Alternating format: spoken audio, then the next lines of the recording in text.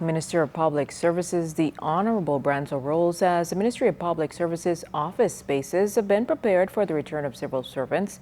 This despite Bahamas Public Service Union President Kimsley Ferguson recently expressing concern that some public buildings have not been prepared with sanitizer dispensers or plexi separators and other mechanisms that were lacking to properly keep public servants safe during the COVID-19 pandemic.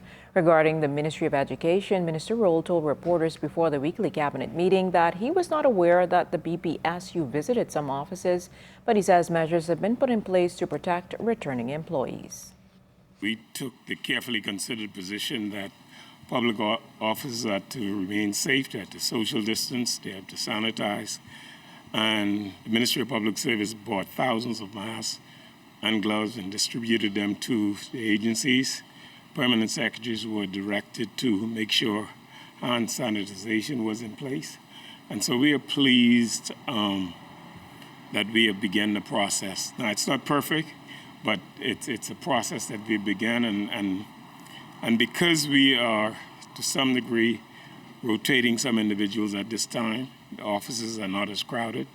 And we anticipate that we will fully address the issue. It's going to be a challenge, but we see it as an opportunity to make sure we follow the health guidelines. Roll says some employees are also working from home, although he could not provide an exact figure. We took the position that those persons who are compromised would stay home and work from home for the next 2 months. And once they provided us with a medical certificate of some sorts, to show that they are compromised, they will be allowed to work from home for the next 2 months.